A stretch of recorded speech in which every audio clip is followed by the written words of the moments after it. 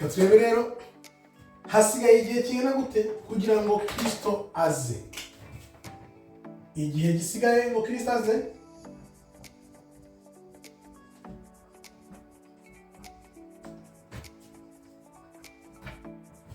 abantu benshi barabyibaza, ariko yuko nta muntu n'umwe uzi umunsi cyangwa n'isaha.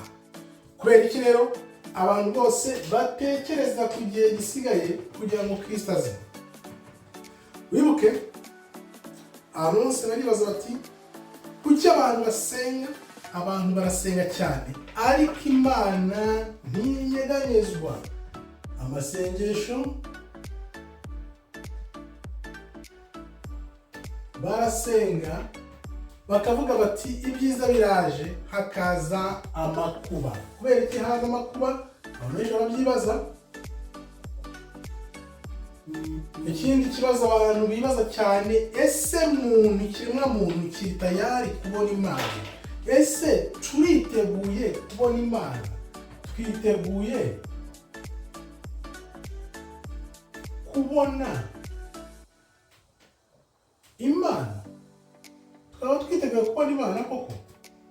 Umva uri tayari? Bisaba kwinjira mu mwuka, ukumva ijambo, ukitegura kugira ngo Imana izasange uri umunyakuri, uri umukiranutsi. Reka turebe rero ukuntu nta muntu n'umwe uzi umunsi n'isaha Kristo azaziraho. Matayo 24:36. Ariko uwo munsi n'icyo gihe ntawe ubizi, naho yaba abamarayika bo mu ijuru cyangwa umwana, keretse Data wo mu ijuru wenyine.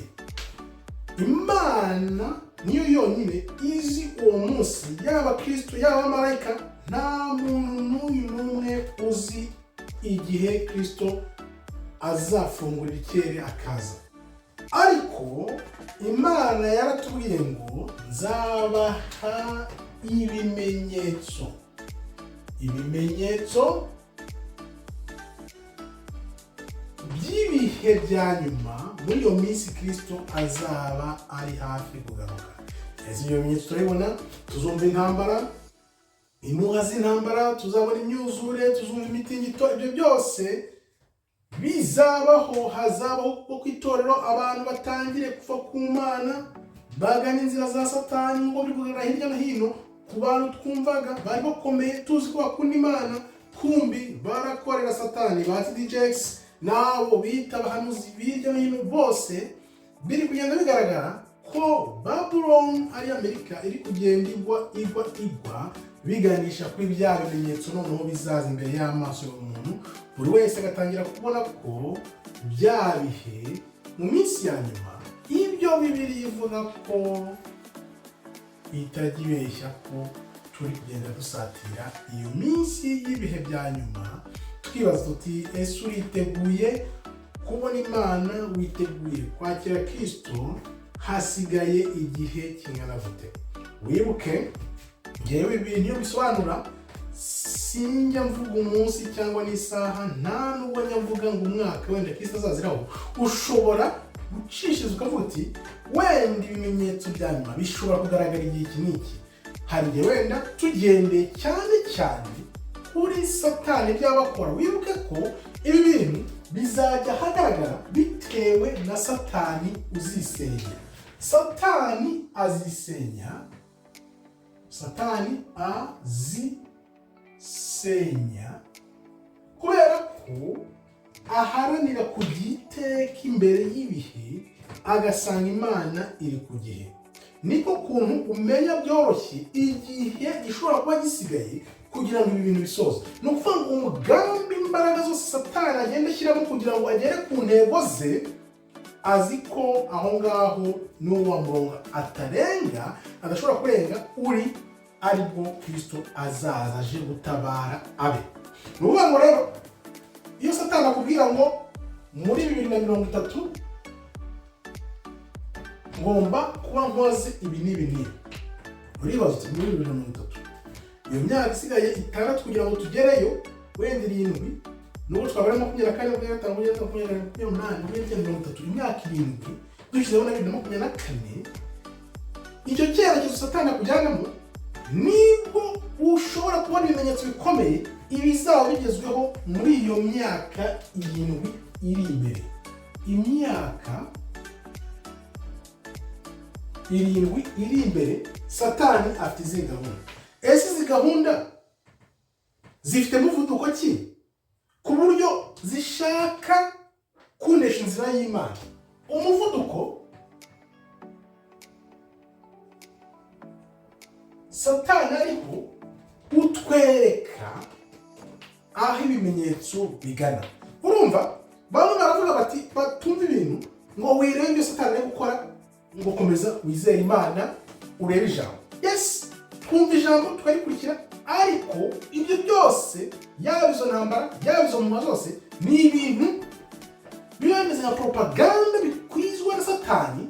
Urumva ko ugomba kubirebera hafi ukamenya uwo muvuno Satani ari guca, kugira ngo urebe niba Satani akoze iki, agamije kiriya ejo bundi na kiriya utagwa mu mutego. Ni gute uzashirura uwo mutego wa Satani ntugushibukane utamenye ibyo Satani arimo arakora? 2019 benshi bashibukana n'umutego wa Satani. Ibyo ntabwo ari ibanga, turabizi. 2019 benshi umushibuka warashibukanye kubera ko ntabwo barebaga gahunda Satani afite. Nk'ubu gahunda zose Satani arazakubwira imyaka 2, 3, 5 ngomba kuba nkoze iki, ngomba kuba nkoze iki, ngomba nkoze iki, wowe ugasinzira uri mu bintu by'isi, amamodoka, amazu byose. Ntumenye ko abantu burya turi roho, ntabwo turi uyu mubiri ubona. Niba Satani akubwiye ngo ibi, kuki Satani akora ibyo bintu byose? Agamije kurimbura ubugingo. Satani nta kindi agamije usibye kurimbura ubugingo bwa benshi. Kurimbura ubugingo nibyo Satani agamije, kuko azi ko nyuma y'ubu buzima ntabwo ari umubiri ukora, ni roho. Tujya mu yindi form y'ubuzima Imana yageneye tutari twabona nta muntu tukirikana, ariko gihamya z'abantu bagize ku munota wa nyuma bari hafi ko bakava mu mubiri bakagenda, bakubwira uko hariya mu ijuru bimeze. Satani rero kugira ngo uzamukurikira hazajya uzabura ijuru ubura ubugingo bwawe, niyo mpamvu aguha gahunda zikujijisha kugira ngo wamushibuka nanone kandi wa 2019 azawugarure noneho aho ku inshuro 2 cyangwa 3 noneho ushibukane benshi. Niyo mpamvu tugomba kumenya gahunda Satani ari gupanga, kuko Satani akorera mu bantu. Abo bantu bari mu isi, gahunda bapanga barazikubwira, kuko bazi ko abantu benshi ntibabindeba ntibazikurikira ngo bazimenye, bagashiduka zabitu hejuru bakajya mu mujyo wabo ugomba kurimbukana na Satani. Niyo mpamvu rero ugomba guca akenge ukareba umuvuno Satani aciye, nawe ugacundi ukamera nk'ukiri gisoro.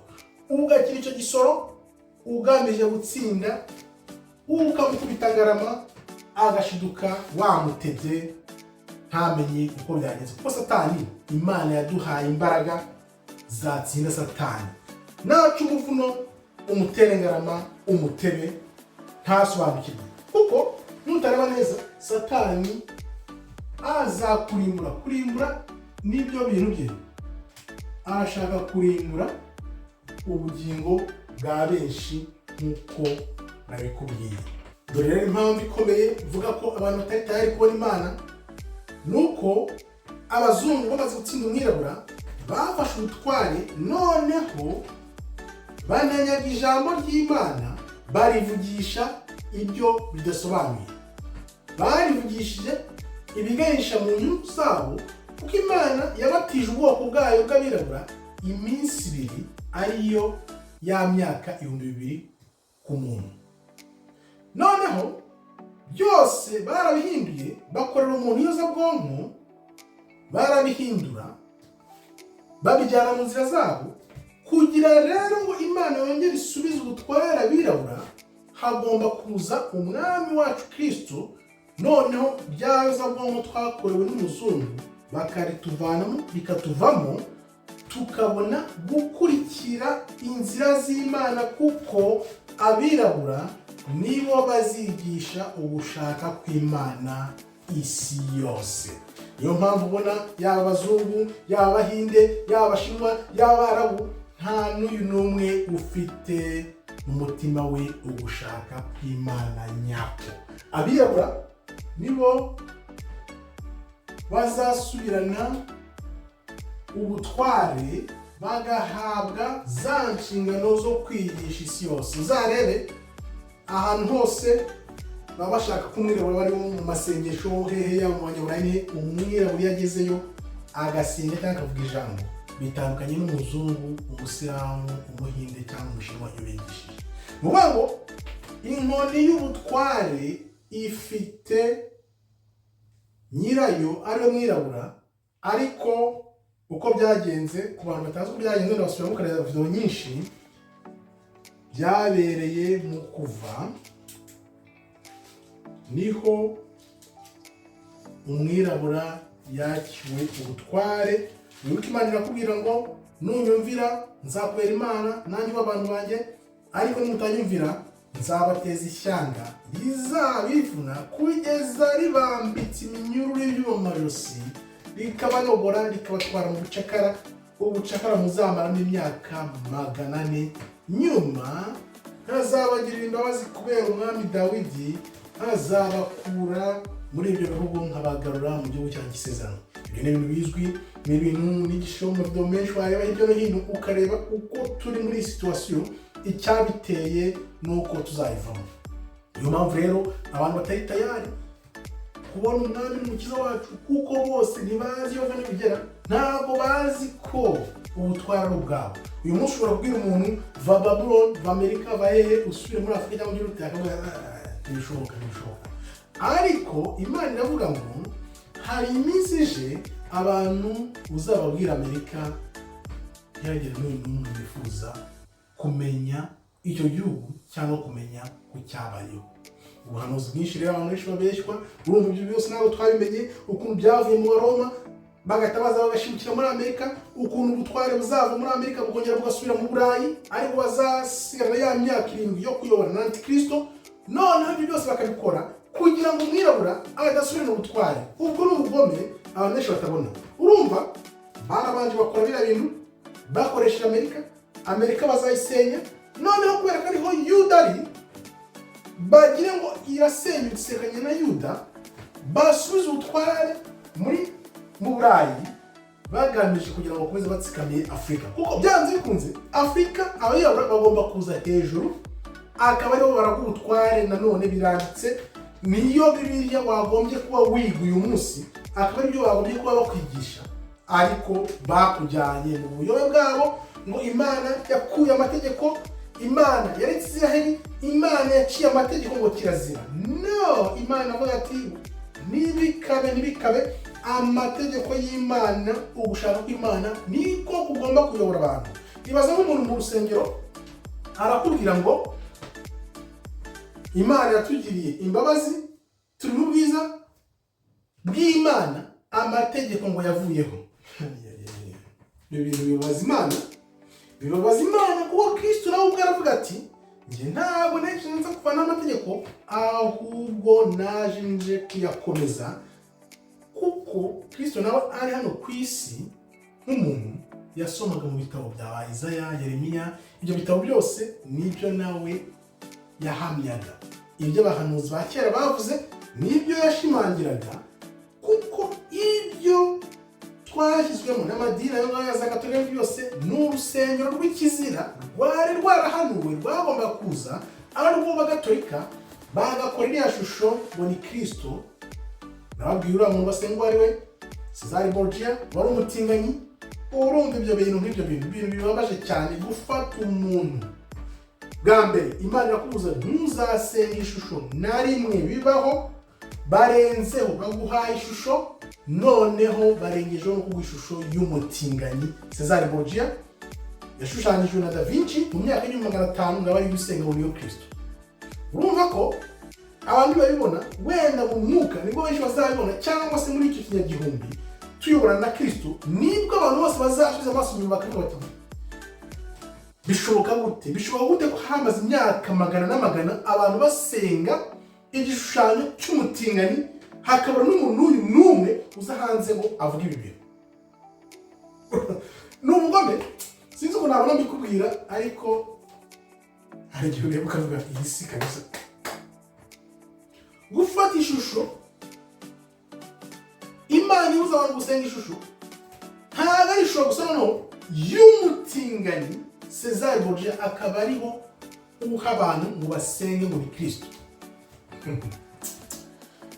Sinzi ko nabona mbivuga, ariko buhoro buhoro twizera ko abantu bazagenda babitahura, kuko njyewe mbarabyibuze nko mu myaka 5 iri imbere, niba izo ntambara zabo zitihuse cyangwa zihute, mu myaka 5 buri muntu wese w'umunyafurika, mu myaka 5 buri muntu wese w'umunyafurika azaba azi ukuri nyako kw'iri jambo ry'Imana.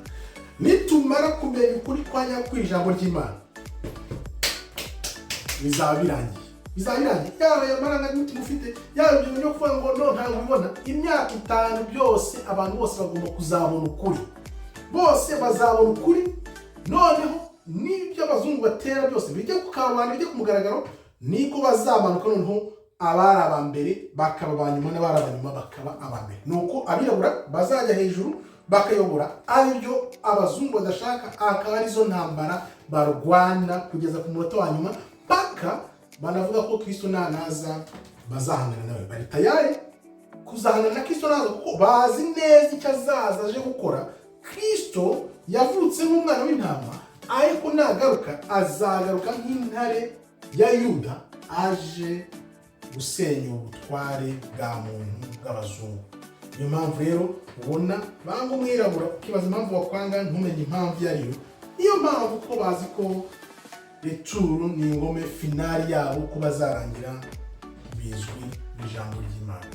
Murakoze rero, Imana ikomeze ibarinde. Shalom, shalom, shalom.